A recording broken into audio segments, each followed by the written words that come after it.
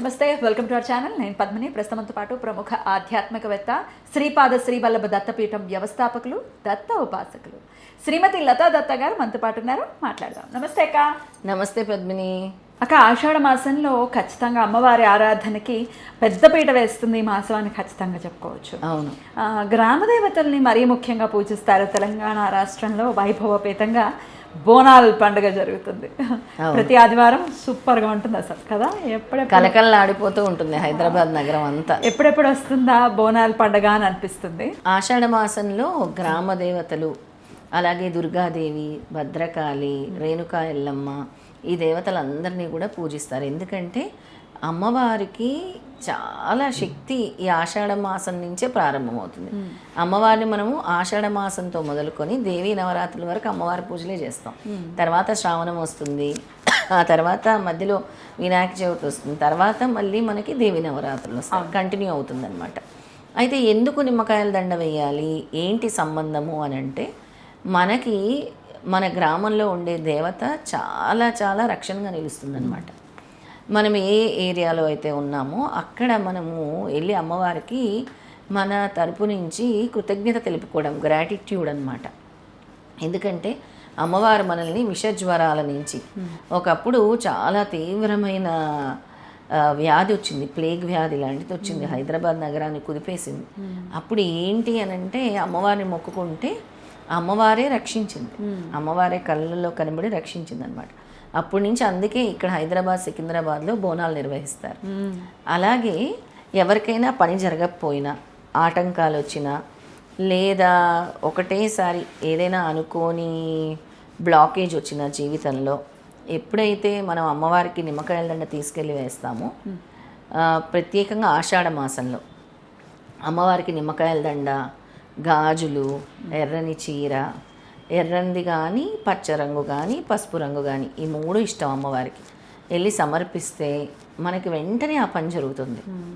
ఇలా ఒక ఆవిడ నా దగ్గరకు వచ్చి, అసలు ఏమీ జరగట్లేదండి, మా జీవితంలో ఏమైందో ఏంటో, చాలా సమస్యలు వస్తున్నాయి, అసలు ఏం అర్థం కావట్లేదు అని అంటే, నేను ఆవిడకి కూడా చెప్పాను ఒకటే, అమావాస్య రోజు మీరు పెద్దమ్మ తల్లి గుడికి వెళ్ళండి, నిమ్మకాయల దండ తీసుకెళ్ళండి, చీర సారీలాగా తీసుకెళ్ళండి, గాజులు, మీకు ఏదైనా స్వీట్ మీకు తోచింది తీసుకెళ్ళండి, గాజులు, చీర, పుష్పాలు, పువ్వులు, మల్లెలు, ముఖ్యంగా మల్లెలు, నిమ్మకాయల దండ తీసుకెళ్ళి సమర్పించండి.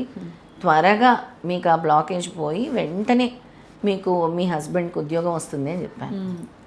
ఏ విధంగా అయితే మనం చెప్పినట్టు చేశారో అలాగే ఉద్యోగం వచ్చింది వాళ్ళకి, వెంటనే వచ్చింది. అలా అమ్మవారు అంత శక్తివంతమైందనమాట.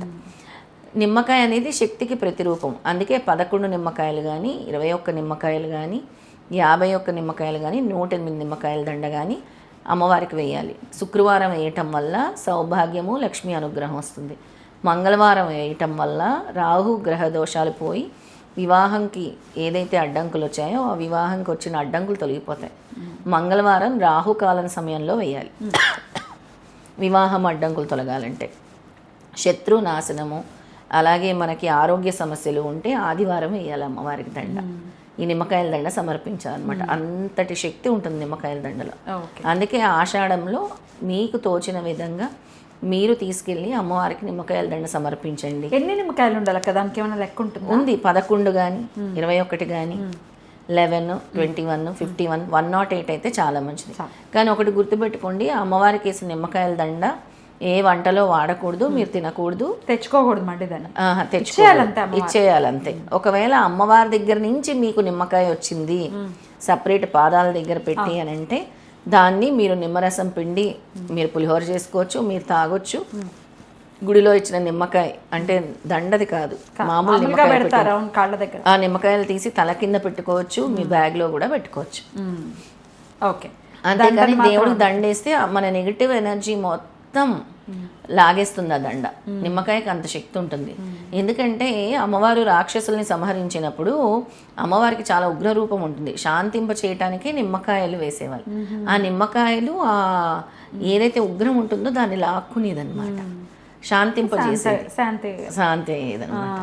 అలా మనకి ఎటువంటి దోషాలున్నా కూడా ఈ నిమ్మకాయల దండ సమర్పించడం వల్ల అమ్మవారికి నిమ్మకాయల దండ, అలాగే మనము ఆషాఢంలో శాకాంబరి అంటే మనం కూరగాయలు అన్నీ కూడా సమర్పిస్తాం అమ్మవారికి, అలంకరణ చేస్తాం. అలా ఇవ్వటం కూడా మంచిది. దేవాలయాల్లో, అమ్మవారి దేవాలయాల్లో వెళ్ళి దర్శించుకోండి. తప్పకుండా చీర, సారీ, నిమ్మకాయల దండ, అలాగే మల్లెలు ఇవన్నీ సమర్పించడం మర్చిపోకండి. ఈ నవరాత్రుల్లో కూడా అమ్మవారికి శాకాంబరి దేవిగా కూడా చేస్తున్నారు కొన్ని ఆలయాలు.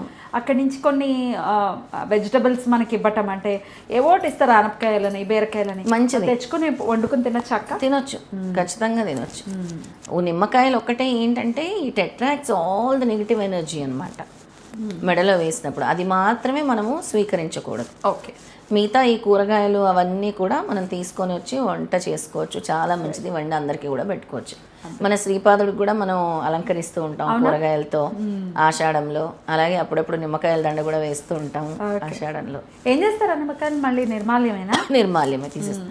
అదే స్వామి దగ్గర మామూలుగా పెట్టిన నిమ్మకాయలు తీసుకొని మనం పులిహోర చేసుకోవచ్చు. ఓకే. అయితే ఈ ఆషాఢ మాసంలో రాహుకాలంలో నిమ్మకాయ దీపం అనేది ఎంత శక్తివంతంగా పరిగణిస్తారట? చాలా శక్తివంతంగా పనిచేస్తుంది పద్మిని. ఎందుకంటే రాహుకాలం దీపానికి చాలా ఫలితం ఉంటుంది. ముఖ్యంగా మనకి ఉండే రాహు కేతు దోషాలు తొలగిపోతాయి, అలాగే వివాహ సమస్యలు తొలగిపోతాయి, అనారోగ్య సమస్యలు తొలగిపోతాయి, మనకు ఉండే బ్లాకేజెస్ పోతాయి, నెగిటివ్ ఎనర్జీస్ పోతాయి, దుష్టశక్తులు పీడ, నరఘోష అనేది ఎక్కువగా ఉంటుంది కదా. ఆ నరఘోష, నరదృష్టికి నాపరాయి పగులుతుంది అంటారు. ఎవరికల్లా ఎలాంటివో తెలియదు. అలాంటి నరదృష్టి, నరఘోష ఇవన్నీ కూడా పోతాయి అన్నమాట. ఈ రాహు ఎలా పెట్టుకోవాలి? రాహు నిమ్మకాయల్ని కోసేసి మనం వాటి రసాన్ని అంతా పిండేసి ఆ నిమ్మ డొప్పని తిరగేసి అందులో నూనె కానీ నెయ్యి కానీ వేసి ఒత్తులు వేసి పెట్టుకునేదే ఈ రాహుకాలం దీపం అన్నమాట. ఓకే.